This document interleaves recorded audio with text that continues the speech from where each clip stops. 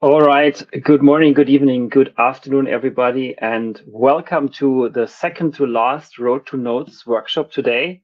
I'm a little sad, but also a little happy that we can do this today. So today we talk about knowledge graph AI agents with the Neo4j MCP server. So pretty cool, pretty hot topic. I've been at an AI event yesterday in Hamburg in Germany where everybody was talking about AI and everything AI. So it was quite a quite interesting experience, and I think we are continuing this vibe going forward today. I'm super happy to hear more about this, and especially yesterday was a bit more business focused. Today, I think we go hands on and we dive in with our hands on keyboards with Will Lyon, who I'm very happy to have as a host for this event today. It's always great to have Will back. He's been a regular at Road to Nodes as well as at Nodes since years, 5-6 years, probably since the beginning. Basically, I think you've been there all the time. And it's great to have you join again for this workshop today on the very interesting topic on knowledge graphs with AI agents on MCP server. I see people from just reading this because I see it's always nice to see from the United States, from France, from Canada, from Mexico, from the United Kingdom. One more Canada. So it's Uruguay, Scotland. Yeah, that's great. South Africa, lots of all the states in the United States. So Florida, Philadelphia, Philly, New York City. So it's always great. India, Switzerland also. Again, it's great to see this whole global graph community come together and to talk with you about these interesting topics and to learn with you on these interesting topics as well. So as I said, this is the second to last event on Road to Nodes. There's one more Road to Nodes events happening, which is on Aura agents, and that's going to be tomorrow. We had to move, as you all probably remember, to move this event short notice because Will was a little bit under the weather last week. And so we do this today, and we do another one, Road to Nodes, one more workshop tomorrow. So that's going to be the upcoming Road to Nodes sessions, and I'll give you a little shout out or a little heads up of what's coming up towards the future at the end of this episode.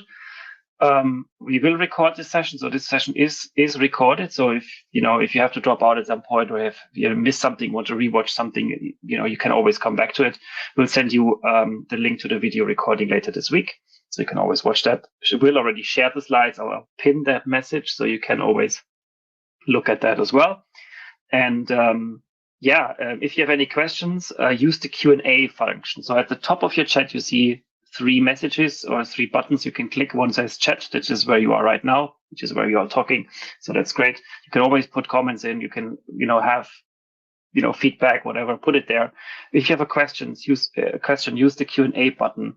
With that, you open a new chat panel, and then with that, you can send a question. And that question I can see in the Q&A panel slide, which is a little bit easier for me to navigate and don't miss questions that come in. And at certain points, whenever Will tells me so, or definitely at the end of the session today, we will have a little bit of time to answer questions. So we take some of that out of the session today.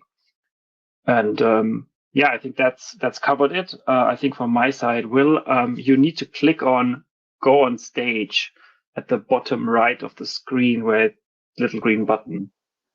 And here you are. Hi, Will. How's it going? There we go. Hey, I was wondering if I was on or not. Cool. Well, yeah. Thanks, Alex, for hosting. Thanks everyone for joining. And yeah, as Alex mentioned, sorry for rescheduling. Quite sick last week when we were supposed to do this. I don't think we could have gotten through it that day. So thanks everyone for moving to today. Yeah, and since we're recording this, I mean, now everybody gets it. So I mean, it doesn't help it as I say it now, because if somebody couldn't attend now, they wouldn't listen to it right now. But everybody who has registered for this event will get the recording.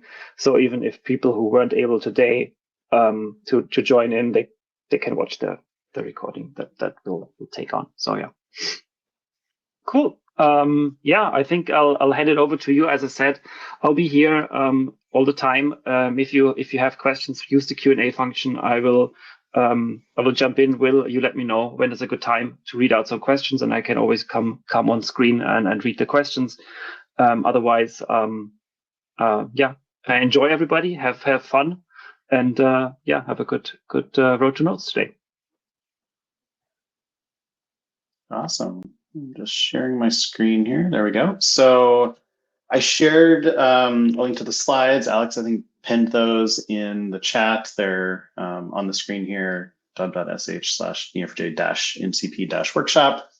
Yeah, as Alex said, like, definitely want to keep this as hands-on as possible since we're all here together. So feel free to ask any questions you have in the chat, or as Alex said, in that QA tab. We can track the questions there. If you just want to heckle me, that's a good one for the general chat channel. So no, I'll be monitoring that. So yeah, feel free to chime in there with any questions or thoughts, and definitely monitor that as we go along. So here's the slides. I think there's some information in here, but a lot of what we're going to do is going to be hands-on. So I'd say, yeah, like have the slides open in another tab. That should be useful, hopefully.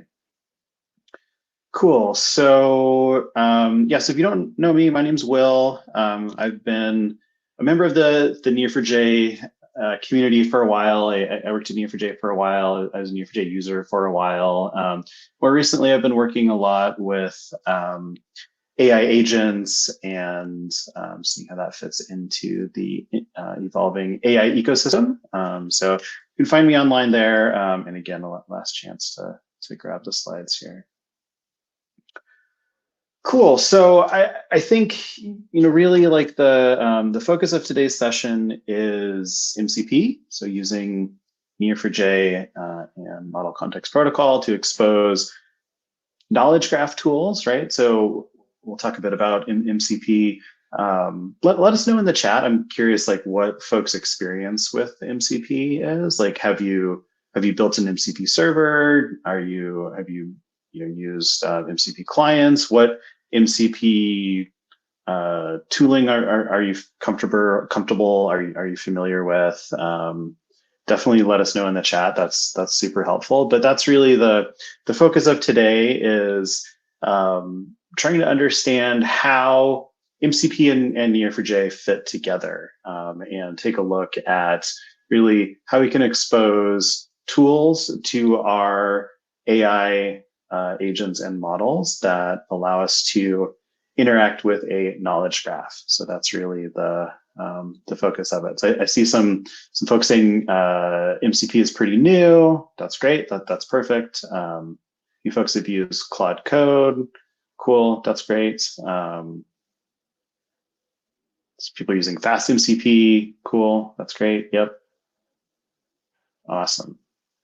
Cool. So by the end of today, we should all be able to get a Neo4j MCP server up and running and connected to an AI app. We're going to start with Claude Desktop, and we'll sort of see how we can use some of the existing Neo4j MCP servers to do some exploratory data analysis. Then we're going to take a look at how we can build our own MCP server and use some of the tools in the ecosystem, like the MCP inspector, to help us develop that MCP server.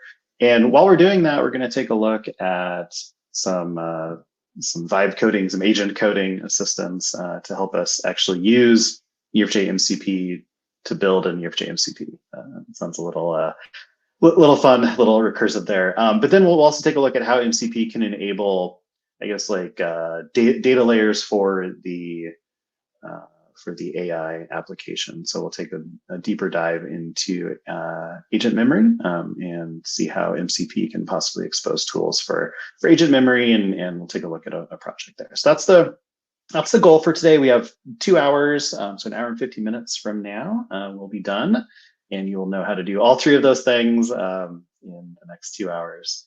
So like I said, we want to be as hands-on as possible. We're going to use Claude Desktop.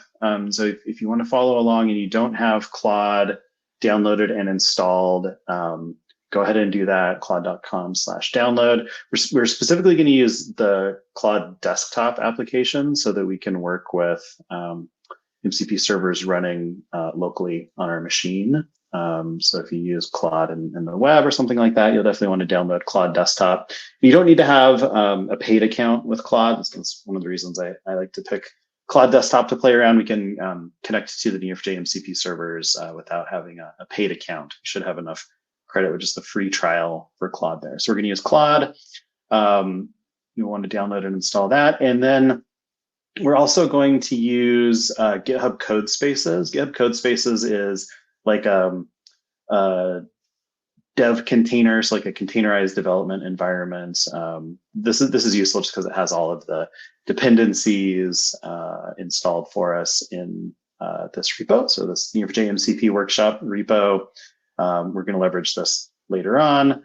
You might want to go ahead and create the code space now. If you open this repo in GitHub, click on code, and then create code space on main, that'll create this like hosted containerized development environment for you with all the prerequisites sort of installed in that environment for when we're going to build our own MCP server. But first, we're going to start with Claude. So go ahead and download Claude desktop. Cool. So let me talk for a little bit here, and then we will get fired up with Neo4j and MCP. The other thing I should say here is we are going to use Neo4j, of course, and so I'll be using Neo4j Aura. That's probably the best way to just spin up a free Neo4j instance using Neo4j Aura, but we'll take a look at that in a minute. I see a question here that I have Claude Code. Is that okay? Claude Code is, we're not going to look at Claude Code today. Claude Code is kind of like a CLI agentic coding agent that can use MCP. We're specifically going to use Claude Desktop and see how to connect that. A little bit different than Claude Code. So if you want to follow along with exactly what we're going to do today, I would recommend Claude Desktop. Cool. So let's talk a little bit about what MCP is and kind of how Neo4j fits into the Neo4j ecosystem. So I think a few folks said in the chat that they were totally new to MCP. A few folks, I think, had some experience building MCP servers. But maybe let's talk just a few minutes at a high level, like what is MCP? Why is it interesting? Why is everyone sort of talking about it now? And fundamentally, I think MCP is a standardized protocol, right? It's model context protocol. It's a protocol fundamentally for exposing tools to AI applications. And so the interesting piece here is there's this sort of like bidirectional data flow. And so you might use MCP in a chat interface like Claude Desktop. You might add an MCP server in your IDE, like in Cursor or VS Code, something like that. And those MCP servers, they might expose tools from maybe Slack, or here we have Google Maps. Maybe you want your AI application to be able to post a message to Slack. Maybe you want to be able to access data from a database in your AI application, right? MCP is a standard protocol that enables AI applications to sort of interact with data sources and tools. I think that there's a lot of comparisons, at least initially when folks were talking about MCP, to the USB-C protocol.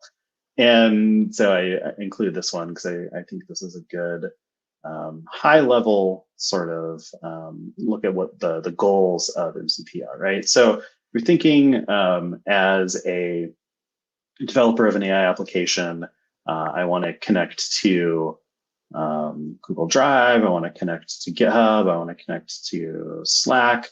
Before MCP, I need to build sort of a unique API to be able to interact with those services. With MCP, now as either the AI application developer or maybe the maintainer of those services, right? The maintainer of GitHub or Slack can publish an MCP server that defines how tools can interact with those services. So to allow the model to interact with and understand its environment. This is a slide from a deep learning.ai course. I included this here because I think it does a good job of kind of encapsulating in one slide what MCP is all about, but also is a good shout out for this short course. This does a really good job, not just of talking about like what MCP is, what the different pieces are, how they fit together, but also goes through how to create an MCP server. So this one was in partnership with Anthropic and deeplearning.ai. So good resource there. Fundamentally, what an MCP server does is exposes tools, resources, and prompt templates. Most of the time, we're going to be looking at the tools that an MCP server exposes. You can think of these as like functions. And so an MCP server is exposing these tools. Your AI application can then leverage those tools to, again, sort of help your AI application interact with and understand its environment. So that's MCP. You can think of as MCP as, again, kind of a standardized way to expose tools to models.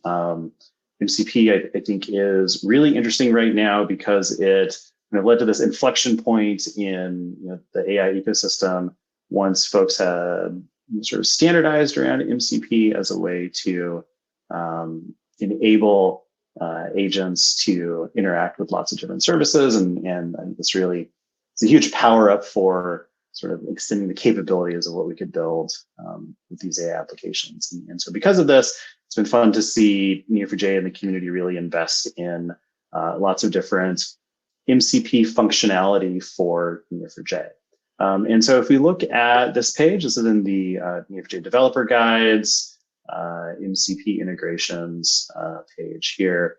And this talks about the, let's see on the right here, actually, let's just open this page up. Can we do that? Yes, we can do that. So we can see here, can you zoom in? Yeah, we can zoom in, cool. So we can see here that there are actually a few different MCP servers for Neo4j. There's the official MCP server for Neo4j. This is currently out in beta release. We're not going to use this one today, although the GitHub repo that we're going to look at does have some tooling for installing this MCP server. This is still in development. This is a good, drop a link to this in the chat. This GitHub repo is a good place to sort of follow the progress here. And in changelog, I think there's been a few beta releases here, some pre-releases. So this is the sort of official MCP server, again, still in development, but there are a number of Neo4j Labs MCP servers. And so there are a handful here. We're only going to work with one of these, but it's interesting to understand what some of these are. So MCP Neo4j Cypher, this is an MCP server that exposes three tools, one for finding the schema of your Neo4j database, one for executing a read cipher statement, and one for executing a write cipher statement. So the MCP Neo4j Cypher server, this is when you want your model to generate database queries and then execute those database queries against Neo4j. Another one is the MCP Neo4j memory. This one is interesting. This is kind of an implementation of the knowledge graph memory server that's included in the MCP reference implementation that uses Neo4j. So this is a look at how we could use knowledge graph memory with our AI agent. There's an MCP server for Neo4j Aura, so it allows us to create instances, list our instances, so not interacting with the databases themselves, but rather provisioning instances. There's the data model server, which can help us with creating data models for Neo4j. There's the GDS integration, which allows us to use graph algorithms with Neo4j through MCP. And then the MCP sandbox server, which allows us to create Neo4j sandbox instances. And so what's interesting here is that you can see some of these are sort of meant to be used with developer tools, right? So we'll see this in a moment, where we're going to use the Neo4j Cypher server in VS Code to help us like tune some Cypher queries, to help us generate some Cypher queries, but also to help us manage servers or services rather, so to help us provision Neo4j instances, this sort of thing. And then there are lots of integrations with agent frameworks, right? Because MCP is a way to integrate services into AI applications. So if you're using Google's ADK, LangChain, LangGraph, Pydantic AI, and so on, you can see examples of using MCP, Neo4j MCP server with this. So that's kind of an overview of like the existing Neo4j servers that are out there. Hopefully that that kind of might show a little bit about kind of the difference of the official Neo4j MCP and some of the labs MCPs that are out there. Cool. So hopefully that is enough of a overview of MCP. I want to spend the rest of the time really hands-on showing how we can use some of these different tools together. So I think we'll pause there kind of on our rough overview of MCP. But if there are any questions that folks have that kind of didn't cover sort of an intro to MCP, we can definitely make sure we address those now before we jump into setting up Neo4j Aura and Claude Desktop. So maybe we'll pause here for a second. Yeah, there wasn't too many questions. I think the one question that is interesting maybe is from Brett, who wants to know if there's a remote hosted version available or any plans for there to be. Would love to see it as tooling for cloud-hosted AI orchestration agent workflows they use. So at the moment, the Neo4j one is not available as a hosted one. You have to deploy yourself. And I don't know when or if there will be a hosted one available. So I would imagine that maybe this could happen, but at the moment it's not announced. Yeah, and I think just as kind of an outsider looking in, I think that as we see kind of the Neo4j Labs MCP servers, we've seen those that have been like community-led efforts out there, and now we're seeing official MCP server that's getting a lot of development. I think that might be kind of the path to hosted MCP. And again, I'm just looking in from the outside, I could see that kind of being the path there. So yeah. I imagine this is something that that is on the radar for sure. Yeah, good question. Yep, definitely.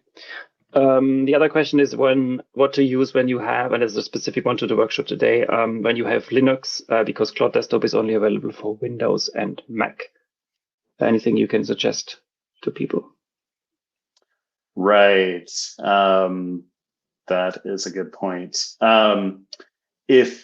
So Cloud Desktop does not run on Linux, which I didn't realize. Apologies for that. I would say maybe don't try to follow along with that section. If there's another MCP host application that you've used, like Cursor, we're going to use VS Code in a moment too. So maybe try one of those instead of Claude Desktop, and I'll show how to do this in VS Code as well. I like to start with Claude Desktop because it's like free to get started, and in most cases, it works for a lot of folks. So folks are saying that some success with Zed if they're using Linux. Yeah, and a lot of the concepts, like we'll look at Claude Desktop, we'll look at VS Code, but a lot of the concepts of sort of how do I connect my Neo4j MCP to a MCP host application. A lot of those are going to be the same. Similar ideas, whether you're using Claude Desktop, VS Code, Zed, any of those sort of agentic tools that support MCP are going to be similar. Yeah, and then one more time, what do people need to download from the repo you shared? Yeah, let's see here. So here's the repo. I'll drop a link to this in the chat. And this is going to be kind of the second hands-on piece, but we're going to use this thing called code spaces. And so if you go to code spaces, and then I've already created one, but you'll have this button to like create a code space on main, click that, and that will open up this sort of like hosted VS Code development environments, which will install some dependencies and get us ready for the workshop. Okay, cool. Maybe you can zoom in a little bit when showing code. I think for the slides it was fine, but for the code I think we need a little enlargement. Cool, sounds good. Yeah, but other than that, I don't see any other questions. So I think we can continue. Cool, sounds good. Well, yeah, so what I want to do now is take a look at exploratory data analysis with Neo4j MCP. So there are roughly a couple of different use cases that I want to take a look at for using Neo4j MCP. The first is roughly in this area of like helping us learn new developer tools. And so in this case, we're going to start with an empty Neo4j instance, and we're going to connect Claude Desktop to our Neo4j instance, and then help us to sort of create a graph data model to load some data and explore our graph.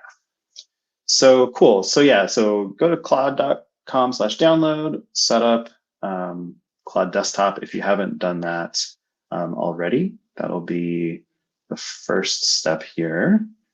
Claude.com, download. Mac or Windows. And again, if you're using Linux or if you have another MCP host application, kind of like an agentic coding app like VS Code or Cursor, something like that, feel free. But we're going to use Claude.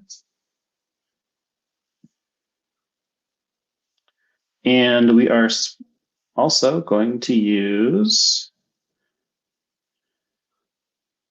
let's go to our docs. We want the, /docs. We want the developer guides on genai. This is the page I'm looking for. And what we're going to do is get the Neo4j Cypress MCP server up and running. So let's take a look at the documentation. I'll drop a link to this in the chat. There we go.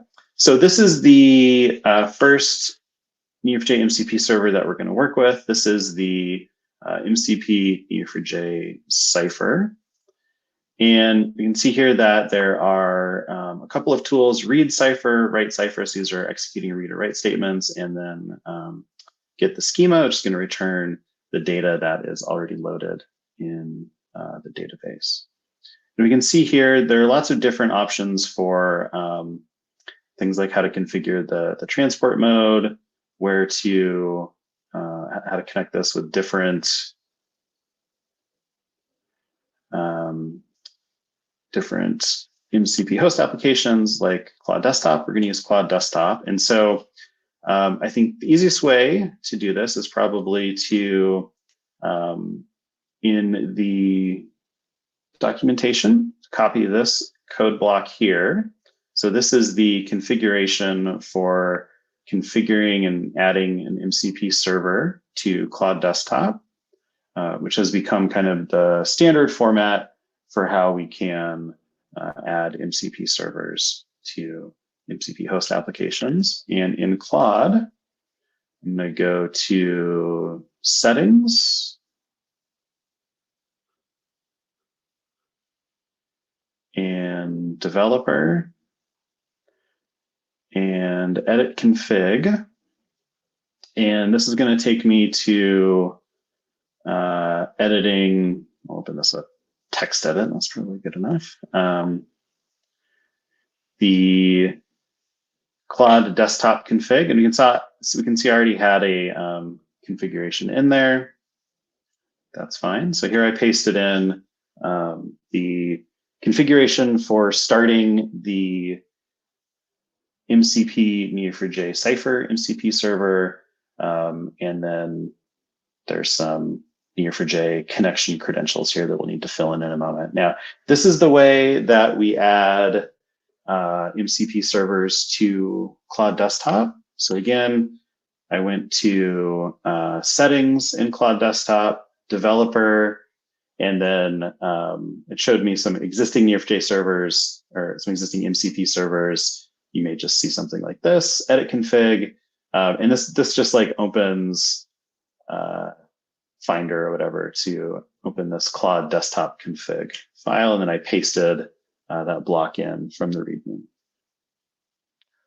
Cool. So let's take a look at what's going on here. Well, this is a JSON configuration.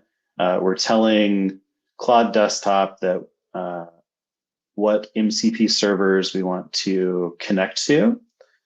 Here we're naming the server. Zoom in as much as we can there. There we go. So the name is going to be Neo4j database.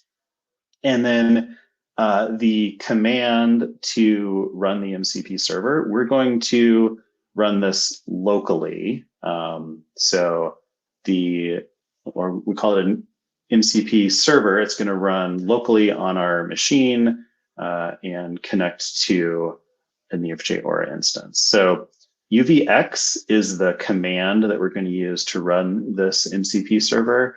If you're not familiar with UVX, UV is a package manager for Python. And so UVX means run this package, MCP Neo4j Cypher.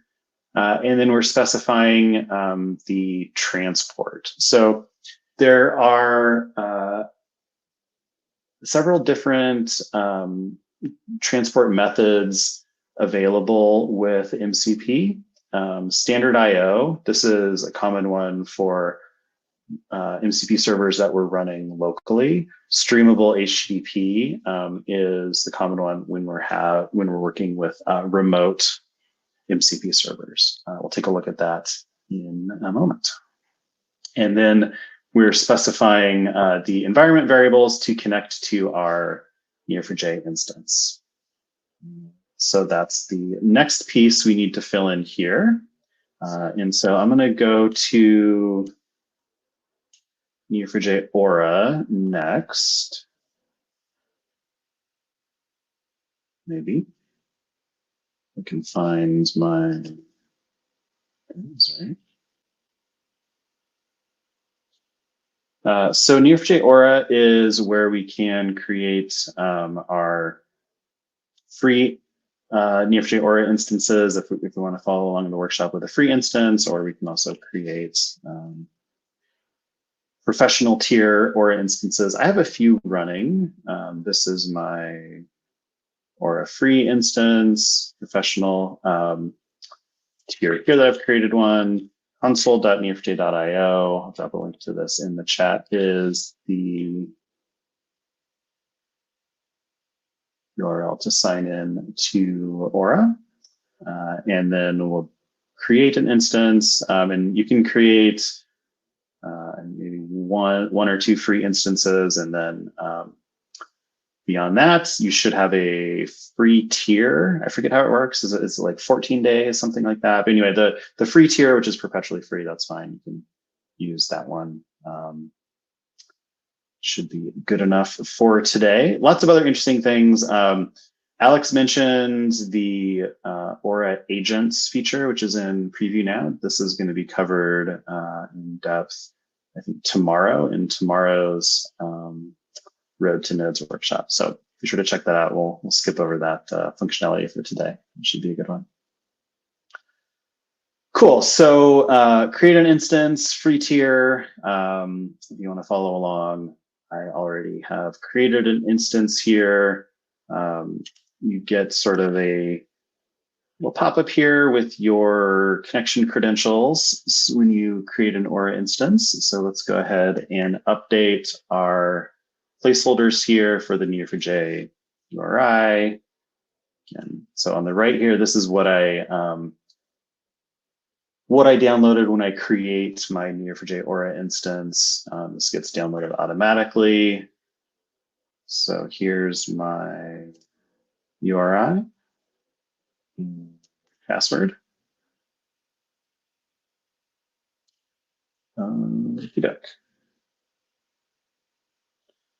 Oh yeah, I think I originally saw that is because I was messing around with this in Claude Desktop.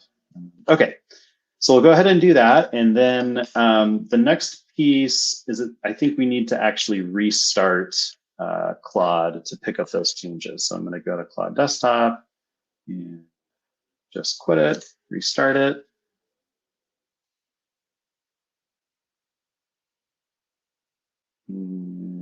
Restarting Claude here.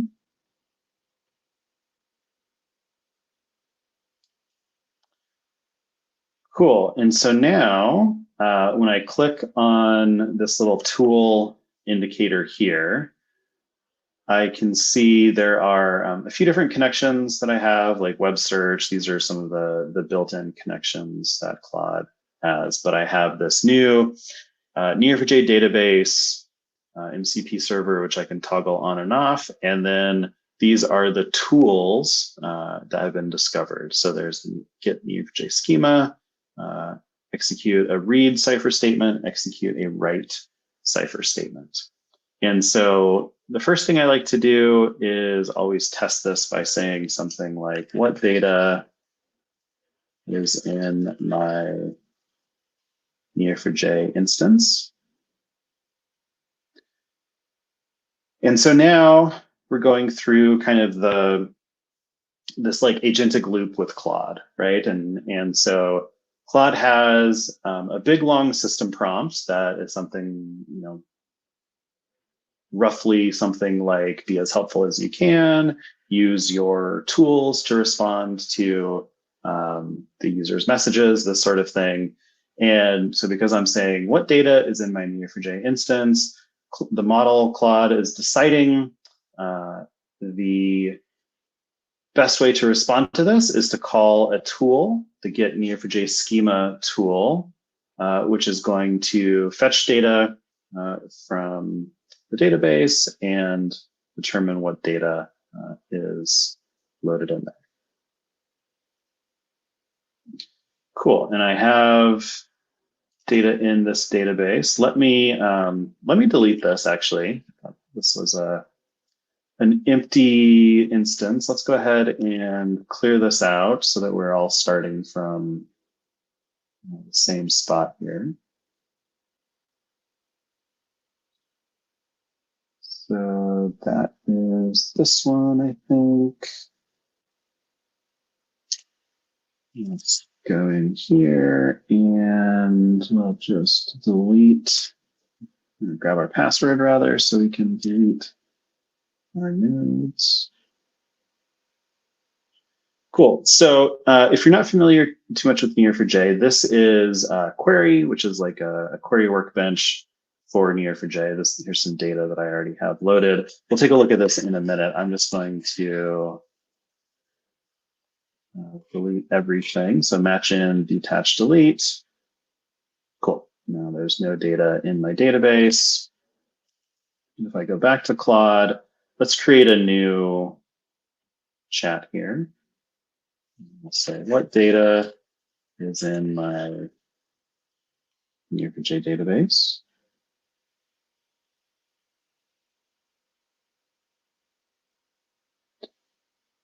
And now this time when we call get schema, it returns an empty result. And Claude is going to verify, like, hey, like let's verify this. Now let's actually run a cipher statement. And you can see here, it's going to run two statements. One is just counting the number of nodes, and one is counting the number of relationships. And so if we can see what's going on here, like what's interesting is can you that a little bit into that that view? Yep. It's a bit tiny. Yeah, I think that's better. Thank you very much. For sure. Cool. Thanks. What's interesting here is that it's the model that is generating the database query, right? So we can see here that get Neo4j schema doesn't really seem to take any parameters, but the read Neo4j cipher tool that does take parameters, which is the query that we want to execute. Where does that query come from? It's the Claude model, so our AI application model that is generating that database query. That doesn't come from the MCP server. MCP server is essentially just like exposing this as a tool, saying like, hey, I can execute cipher statements. AI application, like Claude in this case, give me the query to execute is how this works. Cool. Well, we have no data in our database. We want to be able to sort of work with Neo4j through MCP as a developer, as an analyst. Maybe I want to be able to interactively develop a data model. And so let's work with Claude to help us come up with a graph data model for, let's say, a e-commerce application. So we'll say something like, help me create a graph data model for a e-commerce application knowledge graph.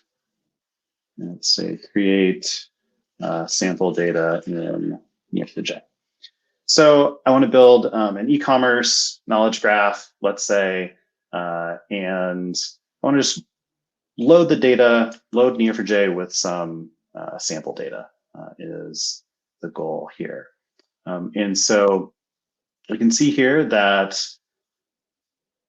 Claude is just generating some cipher statements to load the data here. First, it created some customers, now products, and so on. And it's going to go ahead and load that data in our Aura instance for us.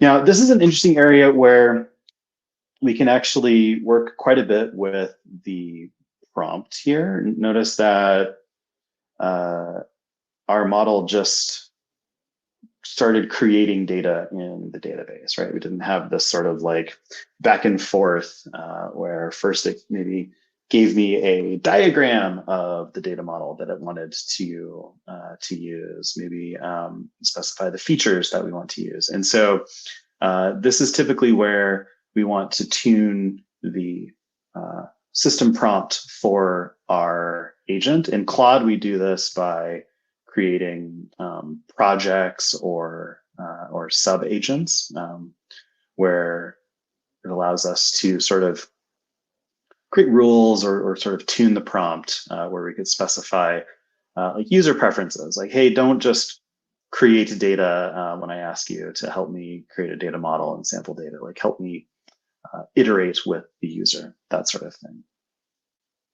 Another important thing to note here as we're thinking about how this works is that the model is not always going to generate a perfect cipher statement, right? Like the text decipher concept, right, where a model is generating a cipher statement based on some text is pretty good, but it's not always going to be perfect. And so Claude is good about this, but something to think about as we're building AI applications ourselves is that we want to have this like iterative environment where if we maybe generate a database query that is not correct, our AI application is able to deal with that. Cool. So this is the data model that our Claude agent came up with: products, categories, customers, orders, addresses, vendors, payment methods. These are the nodes. We have wish lists.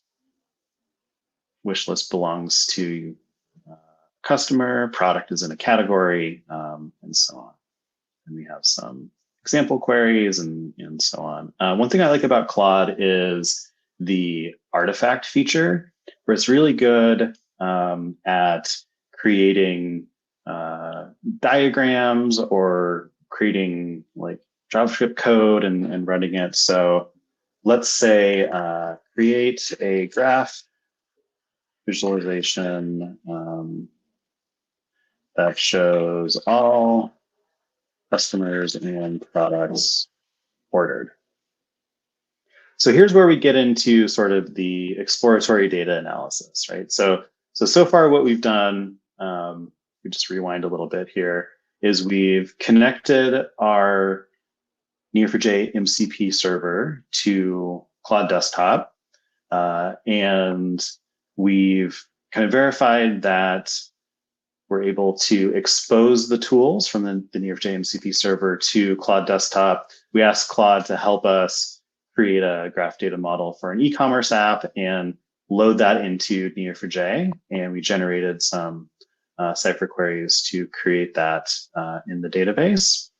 And now we asked for graph visualization showing all customers and products. And so the first thing we're doing is fetching data. So here's a generated query: customers, orders, products, turning all that information to then feed into the graph visualization using D3 that Claude is going to generate for us. So we'll let that run for a minute, see what Claude comes up with. Cool, here it is. We don't have to wait for that. Let's see if we can look at that. Yeah, cool. So this is an artifact feature, which looks like Claude didn't quite vibe code correctly, but that's okay. We can tell it we have an error here. But essentially, the idea here is that we're generating some code to help us visualize some data from the graph is essentially the idea. So that's where the exploratory data analysis piece comes in, is that we can interact in natural language with our agent, and MCP allows the agent to interact with the database by generating database queries. Claude also has some functionality for generating these artifacts to help us make sense of this data. Cool. So we'll pause there. Really, what I wanted to cover in this section, I think, was really just showing how we can fire up this MCP Neo4j Cipher tool, and how we can connect that to Claude Desktop. Some of the things that we can do in Claude Desktop for interacting with Neo4j through natural language can help us generate data in the database. Exploratory data analysis help us sort of generate database queries and work with the results. So we'll pause there and maybe answer any questions that come up here.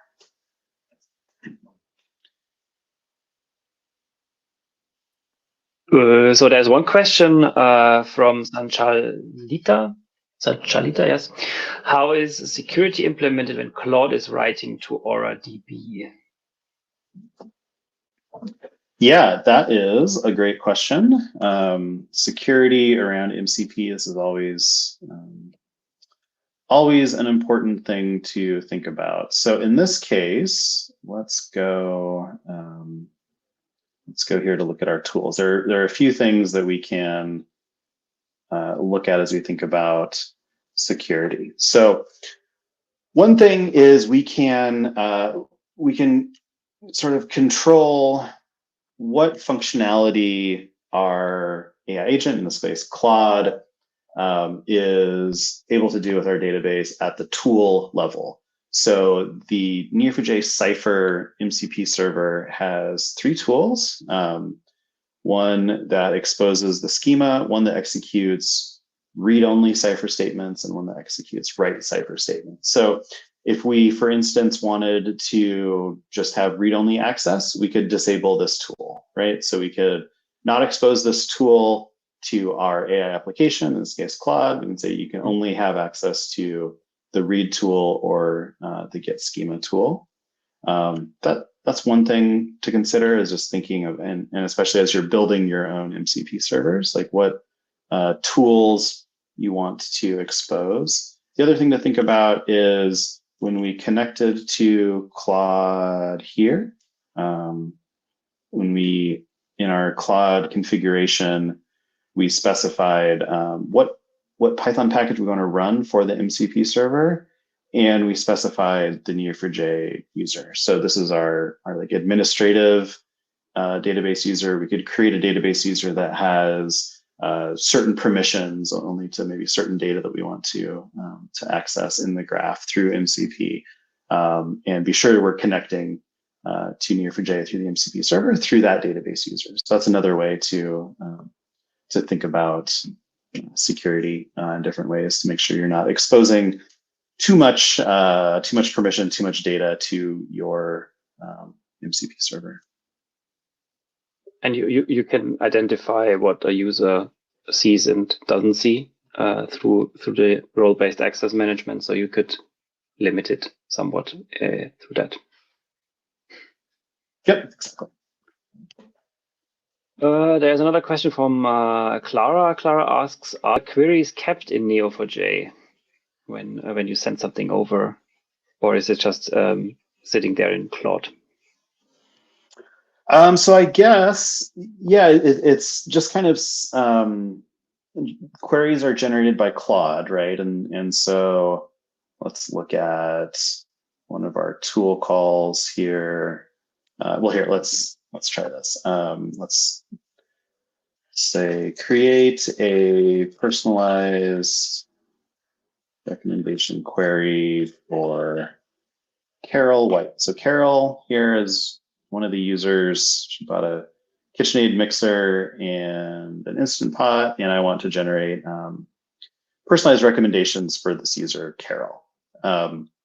So it's the AI application in this case, right? So Claude, so that's generating the database query. And so Claude is going to use like the context that it has. So it understands the schema, the data model, and it's going to generate that query. And then here, it's going to try to execute this. We'll see it does get back some results. Maybe it needs to tune that. But anyway, but yeah, those queries, like one to clarify, those are, first of all, generated by the model. So in this case, like the Claude Sonnet 4 or 5. And then the AI application, so Claude Desktop, can execute those queries through an invocation of, in this case, the read Neo4j Cypher tool, and it passes the Cypher query to run, and then the results. You can see the JSON result here. This is the result that comes back from the database.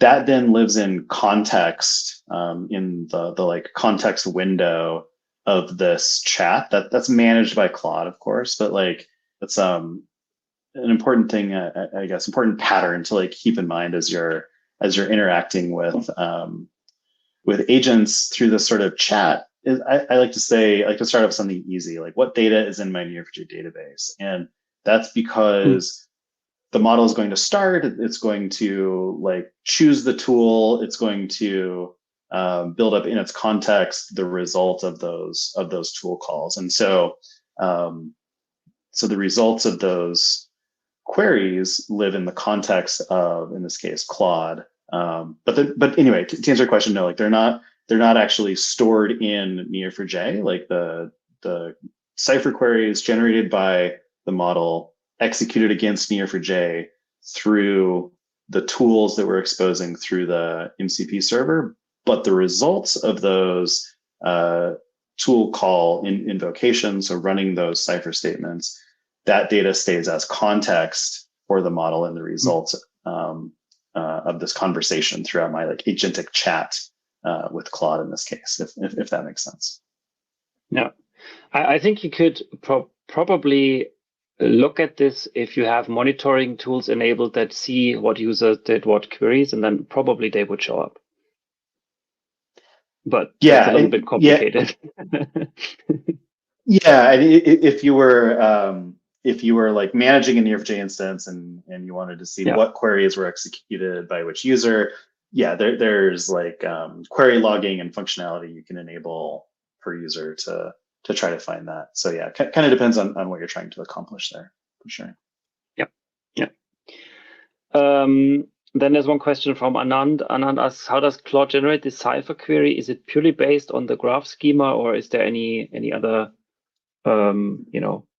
tips or tricks? Well, rather not tips or tricks, but is there any other features that it has to create the queries? Yeah, so it's a few things, right? It's one, the data that the model was trained on. And so these like foundation models, they have lots of SQL, Cypher, like lots of different understanding of the syntax and functionality of Cypher and other database query languages. So that's a big piece of it. Then the other piece is like the context that is built up in this chat. And so, for example, that can be the schema. So when I say what data is in my Neo4j database, the result of this, like the understanding of the model, is built up in context. And so then the AI application is able to leverage its understanding of the data that it was trained on, like the syntax of Cypher, essentially, the context that it has. So like the information about the current schema, what data is in the database, is another piece. And then also like to help manage that context, there are other tools that allow you to inject documentation, and depending on what AI application or like agent coding system you're using, there are different ways to do that, either index docs pages directly or through MCP, that sort of thing. But I think that when you're talking about sort of Cypher generation here, those are, the two fundamental pieces are kind of the data that it's been trained on, the model as a whole, and then anything that's been built up in the context, which can include understanding the database schema, database queries that have run previously that, again, sometimes they air out and you need to iteratively execute those. And then thirdly, in anything we want to inject into the context, like additional documentation. And there was a add-on sort of from Crispin in chat, and Crispin says, I thought Neo4j was able to be schemaless. Neo4j is able to be schemaless, but for these LLM-based tools, it is always good to give a little schema, because otherwise they bounce around a lot and come up with all kinds of crazy ideas of what your schema should look like or what your data model should look like. And this keeps them a little bit more in line, I would say. Yeah, I think that I think of it at least as the data model, at least, right? Yes, yeah. Maybe we're not like imposing some strict schema, but we certainly have a data model that we're working with, and we have it here, right? Like for our shopping example, where's our these are our recommendations for Carol, but where's our visualization? So anyway, yeah, like any application has a data model for your database. You can think of that as a schema is kind of how we refer to it in the terminology here in the MCP tooling. Like if you look at this get Neo4j schema, let's try it now. Show me my, if I say, show me my Neo4j schema, really what it's doing is inspecting the data that's in the database, not necessarily that there's like a top-down schema that's enforced by the database, right? Like that's what we mean when we say Neo4j is schema optional. It's I can sort of, I can define constraints as needed to define my data model. But anyway, lots of interesting things there around like ontologies and these sorts of things we could go into. Yeah, yeah. Cool. While this loads, I don't know, do we want maybe one more question in terms of compatibility? And maybe, I don't know if you have any experiences with this. Lying asks if Neo4j and Copilot, is that something that could be adopted similar to what you just showed here with Claude? Yeah, totally. And that's actually our next example. We're going to take a look at using the Neo4j MCP server with Copilot so that this sort of chat functionality that we have in Claude, where we're just kind of like generating queries and generating like nice visualizations. Yeah, we're going to see how we can use that as a developer to help kind of like tune some queries in VS Code, that sort of thing. We'll see that in a sec. That's a great segue for us, perhaps. Yeah, that's a good segue. Exactly. I see a couple other questions on tuning queries. How to address that and how to optimize query execution or query planning. From Jerry, for example, here comes, I don't want Claude to execute the query immediately. I want maybe confirm before it executes. Is that something you can do with the MCP models we have? Totally, yeah. So like that's going to be something where you're going to want to control that at the AI application level, and typically that's handled through like the system prompt for your agent. In Claude, this is done at the project level, or there's another thing called a sub agent for Claude Code. But we can do this with the project. So the cool thing about the project is that it allows us to kind of tune the prompt a little bit. So we can say, what are we working on? We're working on, I don't know, e-commerce knowledge graph. We're using Neo4j to help build e-commerce knowledge graph tooling. And so in this project, we can store instructions. If you use something like cursor, this could be something similar to like cursor rules. And so we're going to say, you can just say something like, when given a request to create an application data model, always say make suggestions to the user for confirmation, never just execute cipher statements, right? So we can kind of tune that in the instructions so that now we can say like, I want to create a graph data model for e-commerce app in the sample data. So now we should use that instruction as part of the prompt. And yeah, so now we can see, here's our proposed e-commerce data model.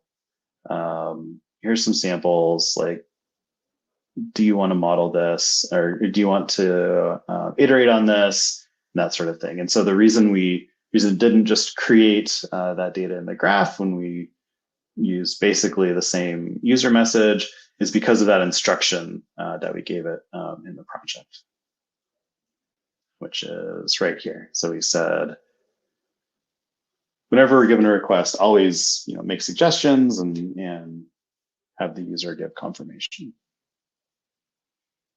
Cool. Yeah, I think in the interest of time, let's continue. Maybe at some point you can show us how this looks like in Neo4j. I think there was another question from Gabriela. Maybe not for or whenever it fits, so we can see what it actually did on the database side. Cool. Yeah, let's do it. We can do that right here. So if I switch over to Aura in the query tab, so I just hit the star here to find some nodes. Here's the rough data example that we have. So here's what is green. So here's an order. This order was, and let me zoom in as much as I can here.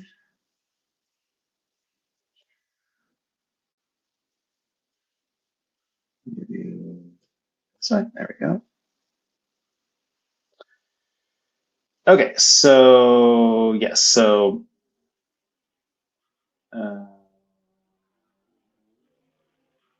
here's our user, Alice. Alice has placed a couple of orders.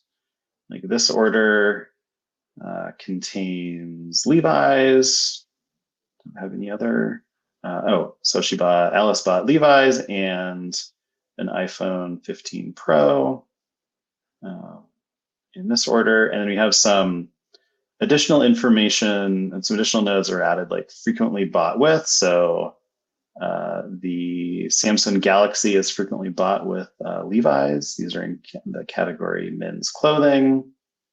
We have a bit of like a hierarchy, right? Men's clothing belongs to the clothing category. So we have some like product category here that could be useful for recommendation queries. I think we also had the payment method. So on, here's another order. Yep, cool. So that's what that looks like in Neo4j. And again, this is the sample data created by Claude for us. Cool. So yeah, let's move on to kind of the next example that I wanted to look at, which is building your own MCP server. So far we saw how you can use the existing Neo4j MCP servers that, well, specifically we saw using the Cypher tools to create or to execute Cypher statements in Neo4j using statements generated in an AI application like Claude Desktop. Now we're going to look at a couple of examples where we've created our own MCP server. And to do that, we're going to use the this existing GitHub repo that is right here in GitHub. I'm going to drop a link to this in the chat.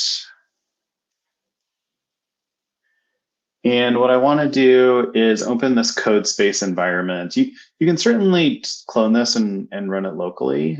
There's a Python or a TypeScript example. That's probably fine. I don't think if you have like a typical environment set up, you should be okay locally. I'm going to create though this code space instance, which gives us this VS Code like environment running in a containerized development platform. Anyone using code spaces? I'm curious, like regularly. I like to use these for workshops, but I know some folks use these for regular developments as well. Cool. So let's see. I don't think we have much to say in the slides here before we get into this, but let me just double check. Nope. Cool.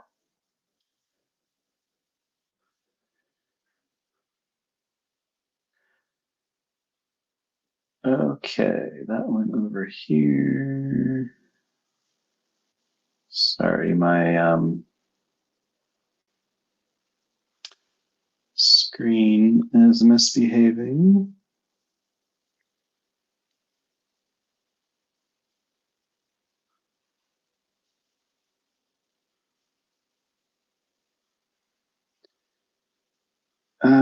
Okay, so where were we? Code space, this guy. Cool, so let me just make sure we got any questions while we're waiting for this to set up, or any questions about the setup. Let's see.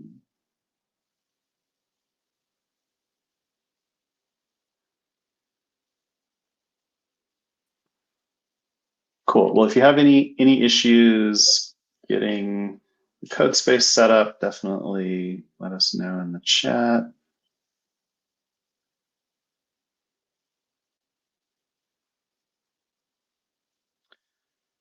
Cool. So let's go ahead and see what we have here.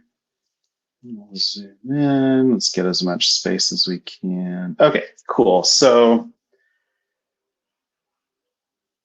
this looks like an older version. Actually, let me, this looks like a somewhat older version. Let me delete this one and create a new code space. And while that loads, we'll walk through some of the code here. So, okay, cool. So we saw how to use the MCP server for Neo4j, where the sort of functionality to execute arbitrary cipher statements is really the point of the Neo4j cipher server. Maybe we don't want to expose like the ability to run arbitrary cipher statements. Maybe we have some cipher statements that we want to expose, maybe the ability to generate personalized recommendations or something like that. We want to build an MCP server that is maybe a little more custom for the data sets that we're working with or whatever it is. And so what we're going to look at here are kind of some bare bones implementations of an MCP server for an e-commerce store, both in Python or TypeScript. And there's two tools here. One to search customers, so search for customers by name or email, and then to view like their customer purchase history, that sort of thing, and then a tool to recommend products for a customer based on co-purchase behavior. Cool. So let's take a look at the Python version of this, and we'll open this in our code space. So if I go to the Python directory, there should be a README there. Cool. And so there are some instructions for how to get this up and running. So let's go ahead and follow those. So we're using UV, I'm going to say UV sync. All right, CD Python. So UV, this is a package manager for Python. So the first thing that's going to do is download all of the Can you zoom in a little bit, Will? Yes, definitely. So that's going to download our dependencies. And then the next thing we need to do is set our connection credentials for Neo4j. And so if we take a look here, there's this example env. We're going to make a new env file, env. Cool. And instead of these credentials, we're going to want to add in our Neo4j Aura credentials. Go back here and replace the Neo4j URI and the password with password and connection for our Aura instance. And then I'm going to, just following the steps here, I'm going to say uv run Neo4j MCP e-commerce, and that's just going to run our MCP server. Cool, so you can see that's running locally on 8,000. Let's take a look at code to see what this is actually doing.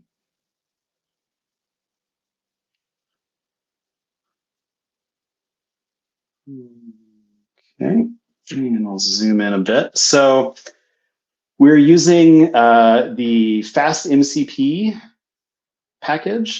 This is, I think, version 1 of this became the official Python MCP SDK and moved to the Anthropic MCP repo. I saw there's a version 2 of fast MCP that someone else is maintaining. This is not using that. This is using the official fast MCP package, and then we're using the Neo4j database driver. And essentially what we're doing here is we're loading our connection credentials from environment variables to create a Neo4j driver instance. And then we have kind of a helper function here to just execute a cipher statement. And then here we have a search customer function that we've annotated with this mcp.tool. So a couple important things to understand about the way that MCP tools are exposed to models. One is that natural language is an important piece of this. The models need to understand, as described in natural language, what the tool is doing. And so we defined a function, search customers. Well, it takes a string and it returns a list of dictionaries, so a list of customer objects here.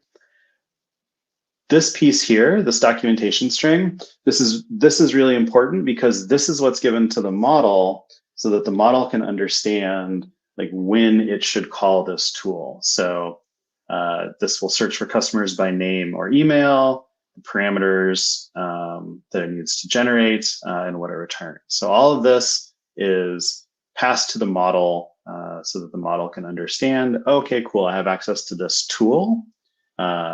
It's a function, search customer, and this is what it does. That's really important, I guess, thing to understand about how important natural language is for these models. Yeah, we've defined a cipher statement here. We're just searching for a customer and then returning customer information. Then we have another function here, recommend product. We have a doc string again that explains this will recommend products based on purchase behavior. You can look this up by customer ID and so on. And that's it, right? So two functions, essentially. We annotate those with this mcp.tool. And what that means is we're now exposing these two tools, recommend product and search customer, which are essentially functions that we've exposed to our AI application. So you can see here that like we can use this MCP server. Model is not able to just execute arbitrary cipher statements, right? It's only able to search for customers and recommend products. Cool, so we're running this locally on port 8000, which is running in this code space. I'm going to open a new terminal here, and I'm going to run npx at model context protocol / inspector. See if I spelled that right. I'll drop a link to this in the chat. We're going to run this. Talk about what this is in a minute. So cool, I did type that right. So I ran npx at model context protocol / inspector. So npx, this is a command from the JavaScript ecosystem that's going to run this model context protocol inspector package, and it's going to run this. And then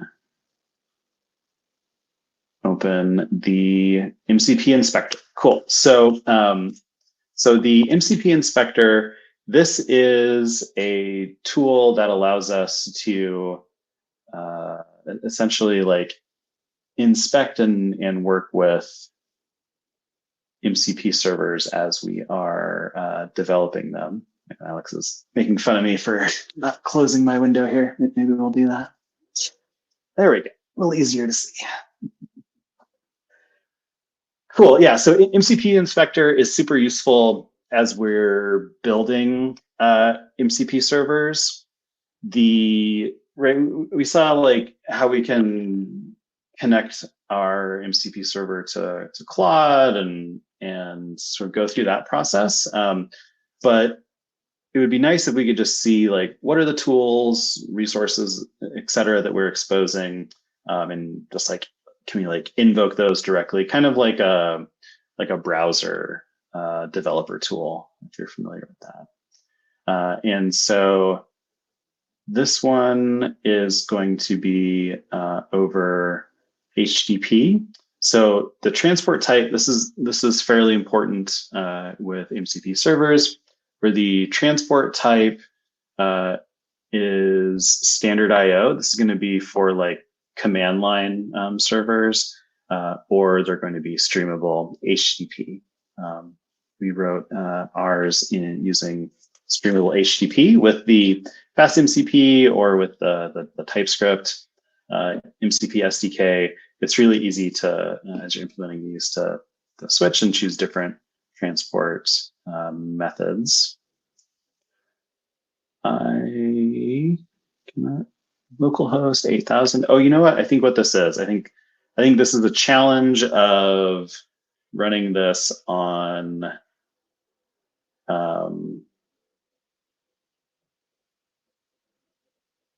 running this in code space, perhaps. You might just run this locally instead.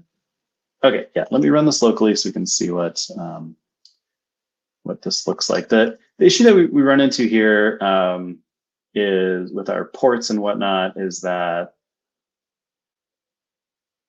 MCP inspector is running in the browser and is forwarding to like the MCP server that we're running in this code space, and the port forwarding might not be set up correctly. So let me show you what this looks like, and then we'll move on to another project that I want to take a look at. So Python. Let's see. the Python project, which is here. And what do we call this? We call this Neo4j MCP e-commerce. Then the other thing we want to do is EPX model context protocol inspector.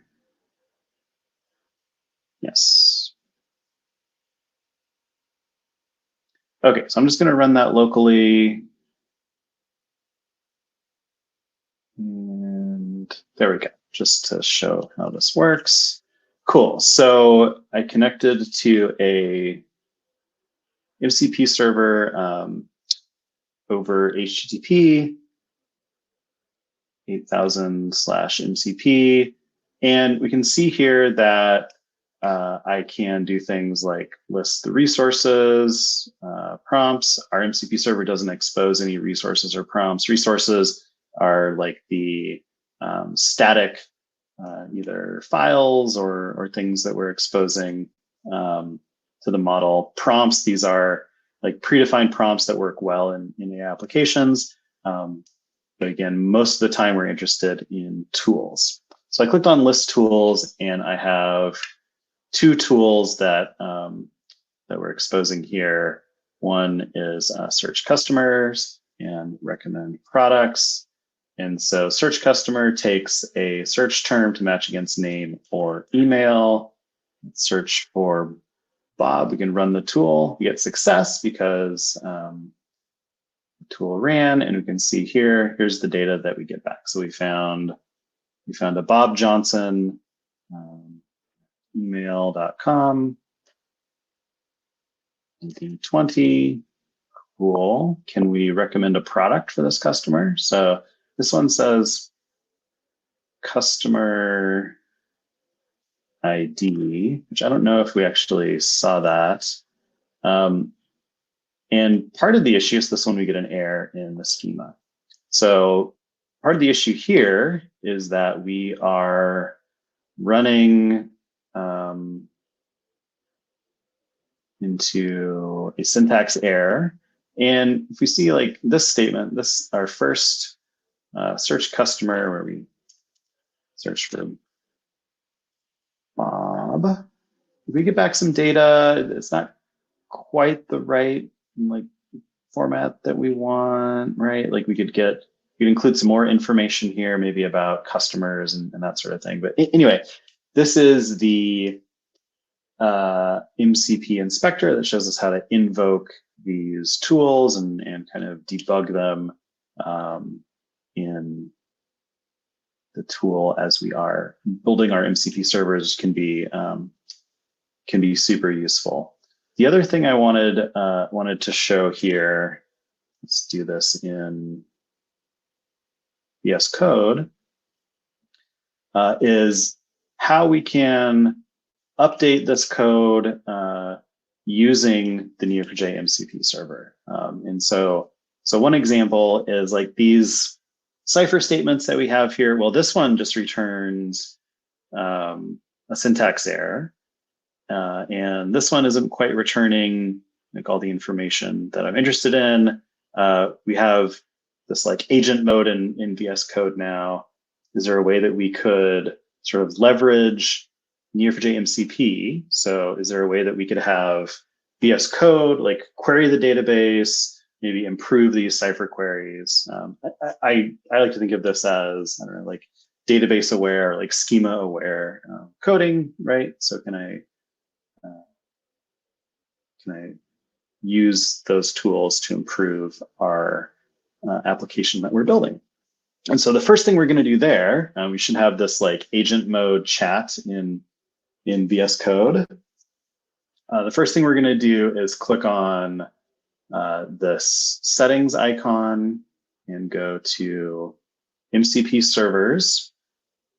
And we should see here that we have this Neo4j database server installed.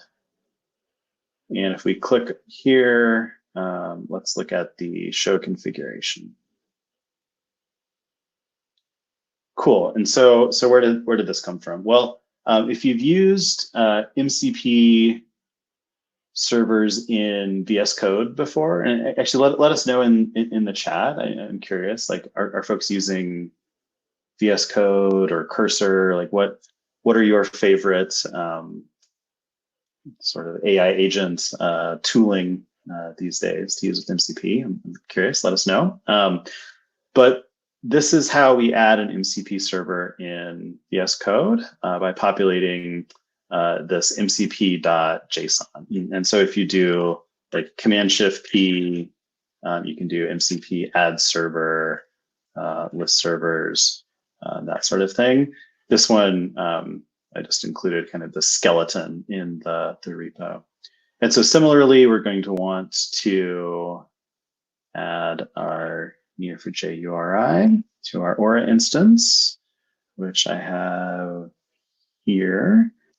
Again, you'll get that file downloaded when you first create your Aura instance, and the password is here.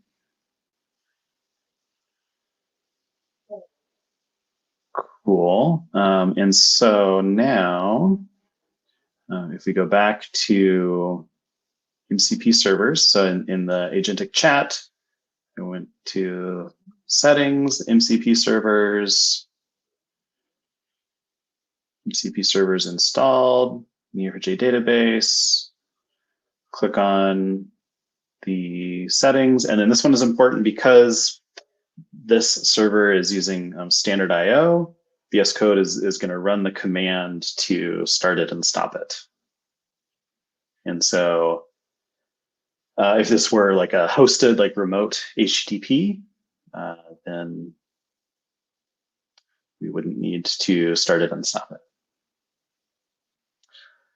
Cool. So it sounds like folks, let's see from the chat here, folks are using VS Code, PyCharm, a couple folks using PyCharm with Copilot. Cool. Good to hear. Okay, so now that MCP server is available in our agent mode. And so I could now come in and say,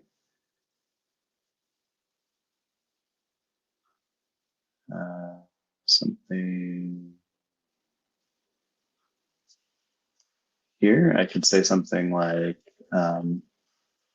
use your Neo4j tools. Well, let's start off with something simple and say, what data is in my Neo4j?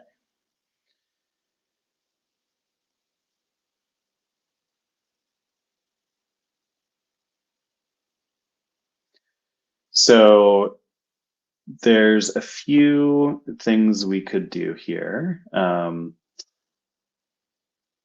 Notice I highlighted this cipher statement because what I really wanted to do was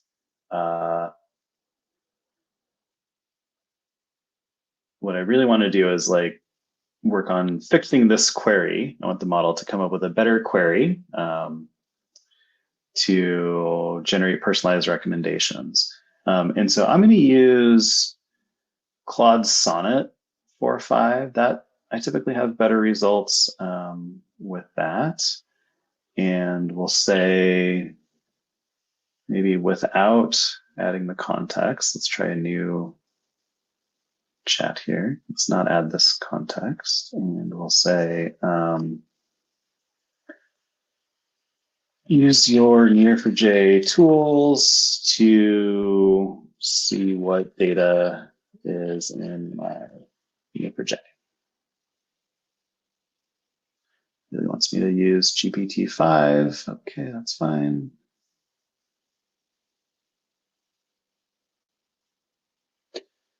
Cool. And so what we can do here,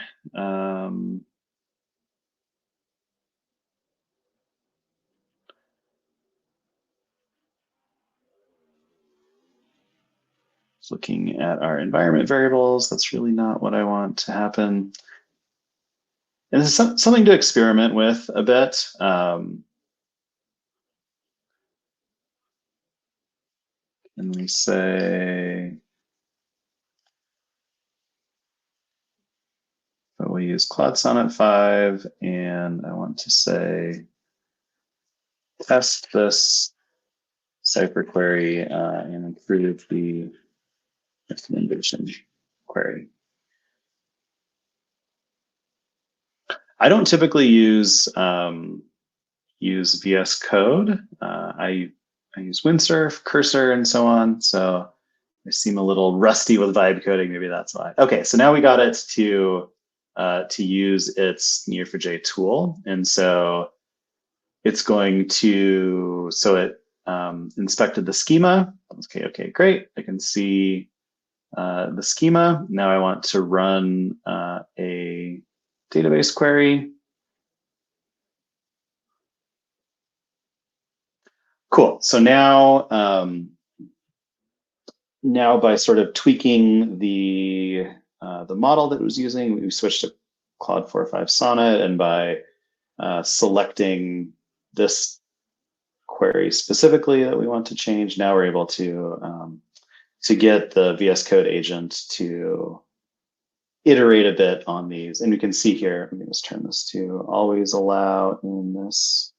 Just always allow the read cipher. That's fine. Cool. So now what we're seeing is we're in this like iterative process where our agent is like tweaking this query and checking the results. So we can see like here it tried with a customer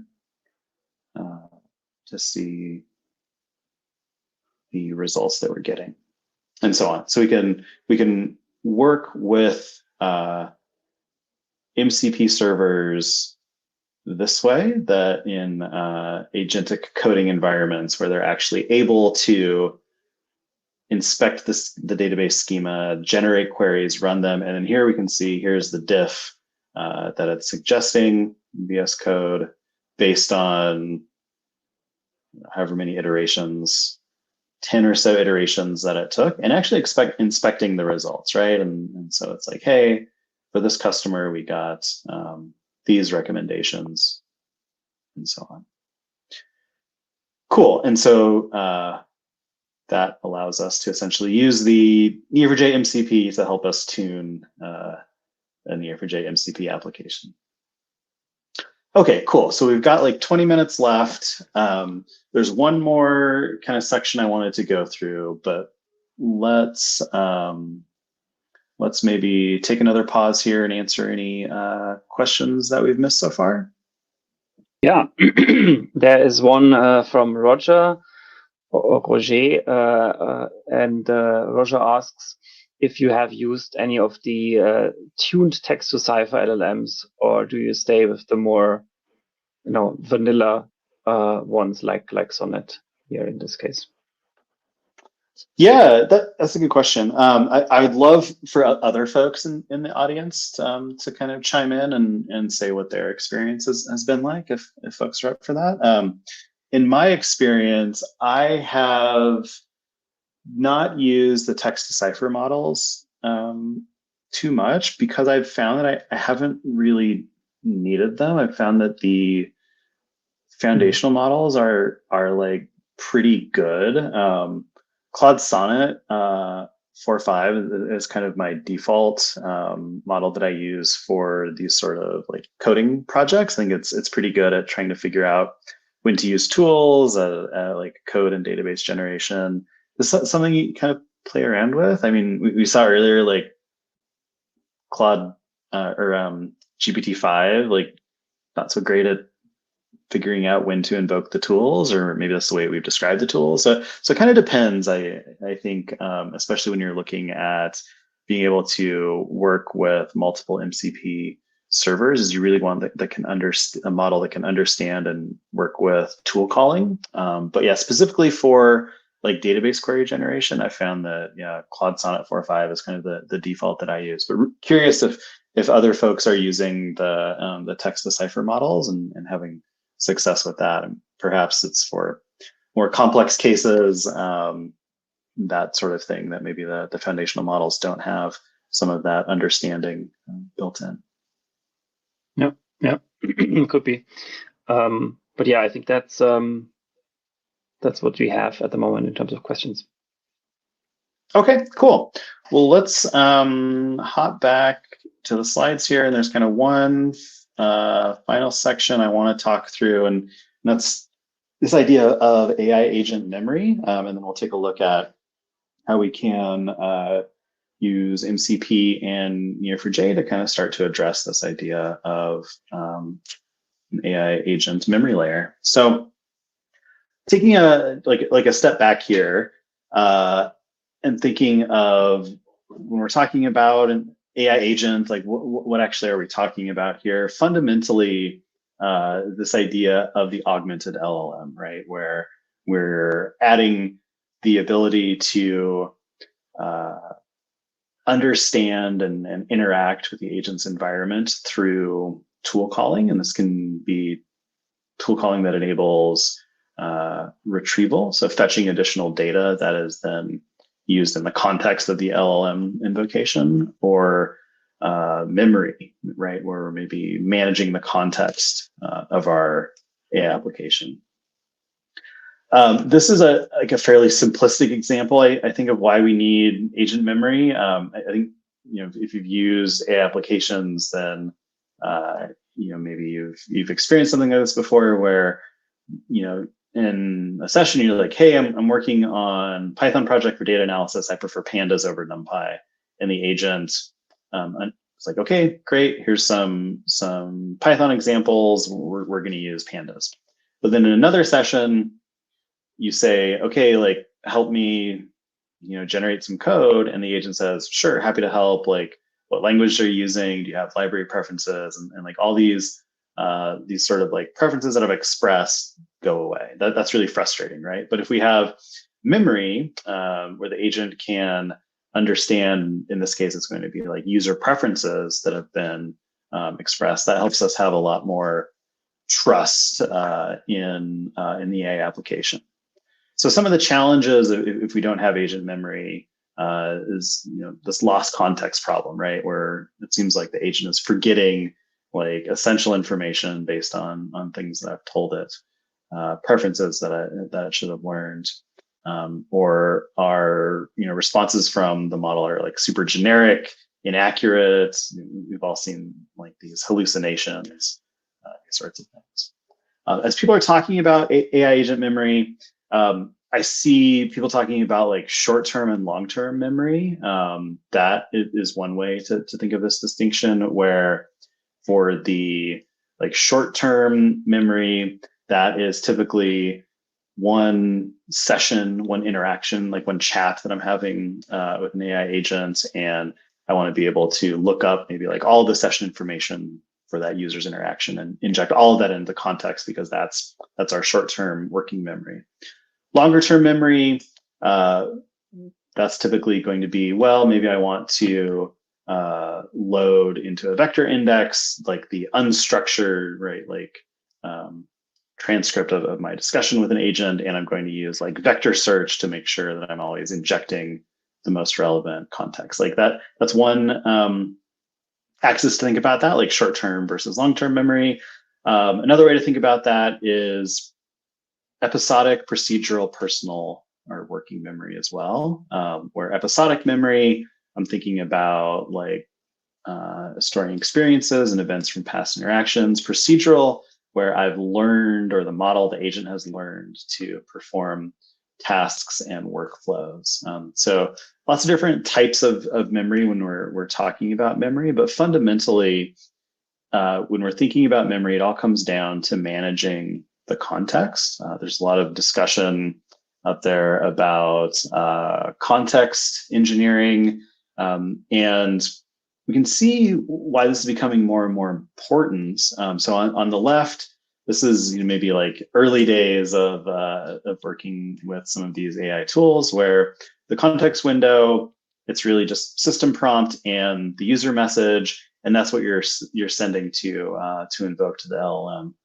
But now, as the AI ecosystem has evolved and become a bit more complex, we're including documents and memory in the context where we're now including tool calls. And this is really interesting because those tools, even if we're not invoking them, they're included in the context as like a possible option for the model, right? Like the model could choose to invoke those tools. We still need to include the natural language description of all of those tools. We saw this in the doc string in the Python example that we created earlier, where we need to leverage all of those or include all those tools in the context if the model is going to be able to choose to invoke them, right? And so anyway, memory and memory management is a piece of this because we don't want to just throw every single like bit of unstructured data that we have into the context. We need to be able to make sure that we have the most like up to date. There's some time decay element to this, but the most relevant context available at any given time. So I've been doing some research into agent memory over the last few months. It's a really interesting area. There's a few papers, especially I think that, especially in the context of working with graphs, that I think are really important. MemGPT, this paper I think did a good job of just kind of laying out this framework where the models are responsible for sort of managing their memory, similar to how they would manage resources in an operating system. And so the model has tools for sort of choosing what to pull into that context and sort of extending from that basic idea. We have the ZEP and MIM0 papers. ZEP and MIM0 both use Neo4j for agent memory. So the MIM0 paper talks about MIM0 graph functionality with Neo4j. ZEP talks about an open source AI memory framework called Graphiti. And based on some of the ideas from these papers, I built a little demo project, which we'll take a look at in a minute. But this should give you an idea of a use case where we want to, through MCP, we'll see how MCP fits into this in a minute, but through MCP, we want to expose knowledge graph memory tools to an AI agent. And there's really like two or three pieces to this. One is graph construction. So when we're talking about agent memory, this is being able to construct a graph from the chat with an agent, or also we'll see in the example we're going to look at in a minute, also take unstructured data or JSON and sort of build that knowledge graph as well. So then the other piece is, okay, how do I expose graph search to my AI application for memory retrieval and that context engineering piece of how do I make sure that I have the most relevant memories? And then how do I expose these as tools to the LLM? Well, MCP is the answer to that. So let's look at this first piece, the graph construction from unstructured data. So entity extraction is an important piece of this. That's kind of the first step. This is a prompt that is adapted from the ZEP paper, where essentially we're taking the message and the previous in messages as well, passing that to an LLM to identify the entities. So the example we're going to show is this string. So William Lyon works for Hypermode as Director of Developer Experience. He's currently in Yellowstone National Park and traveling to Colorado Springs for the Dev2Next conference next week, where he'll be speaking about AI native app architecture on October 1st. This one's a little old. I use this for an example from a few weeks ago at Dev2Next. But this is essentially what the model comes back with. Like, hey, there's some entities like people. Concepts can also be entities. So AI native app architecture, that is a entity, a concept. Then we go through this resolution phase. I'm going to skip over that. Entity resolution is super important. There's lots can be said about that. But essentially, this step is about identifying the canonical entities, like are there duplicates, essentially. And then similar idea for the relationship extraction. These are like the facts. And again, we send this to the model. So we send the entities that we've extracted and the text of the memory to the model. And again, this is the prompt adapted from the ZEP paper to do that. And in the graph, we can store sort of the, well, I guess we have a couple of options. One is we could impose some more structured data model on our graph, where maybe we're saying these entities are related and we're storing as a property on the relationship how they're connected, or we can just let the model sort of come up with the relationship types to describe how they're connected. It kind of depends on how we want to be able to traverse and work with the graph there. Cool. ZEP places a lot of importance on temporal relationships and points out that, like, hey, your preferences are going to be invalidated. You're going to have new preferences that take over. So that's an important feature in ZEP, where we're adding essentially metadata to the relationships, and the relationships especially of when, like what date range, or when did this become invalid, when did it become valid. This is I think a really key observation. This is something that a graph can express very, very well, the temporal nature of these relationships that are really difficult to express, say in like vector database, or just a bunch of unstructured text. It'd be very difficult to understand, be able to express that and encode that in our agent memory. We also geocode the locations to get a spatial index here. One thing that I was surprised to see that models are actually quite good at geocoding, which is taking a description, like an address or the name of a place, and converting that to a latitude and longitude. And then the other piece of graph construction is to generate embeddings. So for the description of these things, we generate embeddings to help us in the search phase of these. Then the next step is using graph algorithms in GDS. Specifically, we're looking at community detection. And so let me skip ahead to the data model. So the community detection identifies entities that are frequently like co-mentioned across memories. And that's going to help us at the retrieval step to be sure to return entities from similar communities. And then the graph search piece for this, well, essentially we're doing a combined vector plus graph traversal. The vector search, that becomes the entry points, and then we traverse the graph looking at entities that are mentioned together across memories using community-based traversals, right? So leveraging the data model here. Cool. So really quick, we have like 5 minutes left. Let's see if we can get this running, and I'll point you to the code for this just to kind of show how this works. So we said there's two tools. There's our save message tool, which goes through this pipeline of like extracting entities, entity resolution, building the relationships, building that in the graph, and then the memory search tool allows us to do this combined vector plus graph retrieval to load this data. So yeah, synced here. I called this project Go Fetch. If you're familiar with some of like the RAG benchmarks, they have this concept of the golden retriever, that there's like a retrieval that retrieves the correct document. That's the golden retriever. So I was reading through this and thinking of golden retrievers when I created this project. So anyway, that's why it's called Go Fetch. Let me find it somewhere in the window here.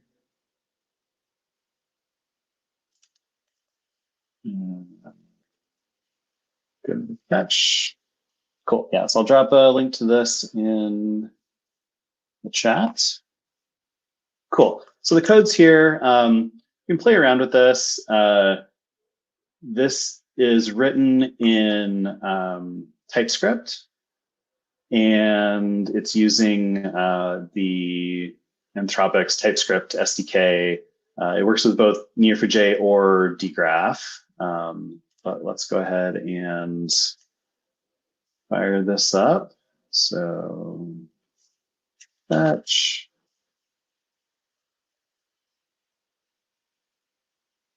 Okay, cool. So that started, and let's run our MCP inspector, which we learned is developer tool for building MCP tools. Port is in use. Oh, we're running it somewhere else. Okay, hold on. Running MCP inspector here. Let's close that. And we'll run it over here.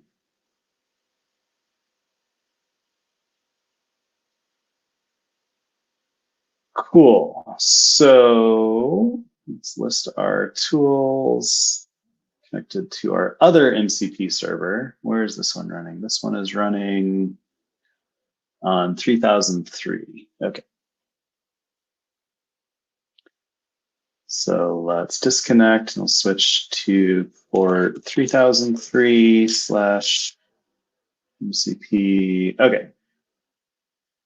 Tools. Cool. So we have save user message and graph memory search. So let's do save user message, and just to save time here, let's see if I can copy that sample that I was using before. Yeah, so William Lyon, blah, blah, blah, speaking at a conference. Oh, come on. Get the text for that. And let's say this is the message we want to save. And if we look here, if we look down here, we can see here's the steps that we're going through. And so we called the LLM for entity extraction. We found 5 entities. We checked the database to see if they're existing. They're not. We generated embeddings for all of those things. We found a location for Colorado Springs, latitude and longitude, and then we did for relationships, created those in the graph. And if we now search, do graph memory search, and I don't know, maybe our query is related to William Lyon. Now we can see we can take a look in our output from our MCP server. It's going to do a vector search for William Lyon. Yep, there we go. And then traverse to similar entities. Oops, clicked off that here. Here we go. This guy. Cool. So we have kind of like a summary, and then the top matching entities. You can see William Lyon, the person, matches 100% because that is matched in our vector search, but that's not enough. We need to traverse the graph to find all of the entities and memories related to William Lyon, and then we can summarize them. And then this would then be injected into context for our AI app. Cool. So that was a quick look at how can we use some of the concepts that we talked about to build this sort of data layer for AI applications powered through MCP. So we're about out of time here. Here are some of the papers that I've been looking at. Talk a bit about like how to expose memory. I think that's an interesting one to think about. But thinking about how do we bridge like the knowledge graph that we've created, this like unstructured data with our connect that to our business domain. I think that is something we're going to see in these memory frameworks going forward. On the right here, you can see some examples from how Zep and Graffiti is approaching this with by defining pydantic models. And so being able to essentially have like structured outputs in that sort of entity extraction phase, where what you're extracting entities are lining up with your application data. This site, this page here, the developer guides, this is going to be your next resource to learn more about Neo4j and Neo4j MCP and dig in there. So definitely encourage you to check out this site, as well as some of the Graph Academy content on MCP, and certainly any of the other Road to Node sessions. And I should have gone through and took a look at some of the interesting nodes talks related to MCP, because I know there are several of those, but definitely that's another good resource to check out as well. Cool. Thank you very much, Will. That was amazing. Lots of demos, lots of hands-on. I think there's lots of good content there. I'm sure a couple of people asked this, and I want to repeat this again. Yes, we have recorded this session. Yes, we will send you an email with the link to the recording later this week, so you can jump back in and watch what maybe was a bit quick at times, if you want to repeat what Will showed you today, and again the slides. Yeah, again in the chat. Thank you, Will. So yeah, I think that's what's happening. I just quickly wanted to say that we have a Road to Nodes workshop tomorrow. I think I said this again in the beginning, but Aura agents will tease it a little bit. So we do this tomorrow, same time as this one. If you haven't registered for it, you can check it out on the Road to Nodes website. If you are interested in more events leading up towards Nodes, which already is in 2 weeks' time, we have a speakers roundtable on the 28th of October. So that's also next week, where we have a couple of speakers, 4 in total, invited to. Thank you, Will. Exactly, that's the page for the Road to Nodes workshop. And then we have this speakers roundtable with 4 sessions, where I have invited a couple of sort of all stars of the Nodes event, with Katharina Nesbitt, Christian Franke, Shubham Bakshi, and Luan Miskita. And they will talk about their sessions at Nodes. And then obviously Nodes is happening on the 6th of November. So if that is something you haven't registered for, what are you waiting for? It's now or never, really. That's what it is. So I'm hoping to see you all in 2 weeks' time at Nodes. And next steps, I think this great, what Will already showed, is the Graph Academy is a great place for you to learn the community. If you have any question, anything is unclear, check out the community, either on Discord or on the forums, interact with our friendly developer community there, and let us know how it goes on, build your own applications, build your own graph app with Neo4j MCP, and let us know what you built and share it with the community. And yeah, I think, sorry for overrunning a little bit, but thank you all for watching. Thank you for participating. Again, Will, thank you for doing the workshop today. And see you tomorrow. See you next week or at Nodes. I'm counting on you. Cool. Thanks everyone for joining. Thanks Alex for organizing and hosting. And yeah, this was a fun one. Hopefully some useful insights there. Kind of a bit of a whirlwind. Just kind of look at different ways to use MCP with Neo4j. I think that there's a lot of like super interesting, evolution in a lot of these like AI application tooling right now. So it's a super fun time to be working with these tools for sure. Yeah, and then because I just see this in the questions, maybe Will, before we go away, can you make sure that you add the memory part to the deck we've shared in the initial link? I think somebody said that this is not part of this deck, isn't it? Oh, it is. Oh, it is. Okay, you just scroll to the very end. I see it here. It's there. So sorry, maybe you missed it. So Abhishek, I think you posted this question. Somebody voted for it. It's at the very end of the deck. So you just go all the way to the end of it. It's there. All right. Cool. With that, I wish you all a great rest of your day. Rest of the evening, afternoon, whatever it is for you. And yeah, see you around the next Neo4j events happening around the globe. Until then, bye-bye. Cheers, folks.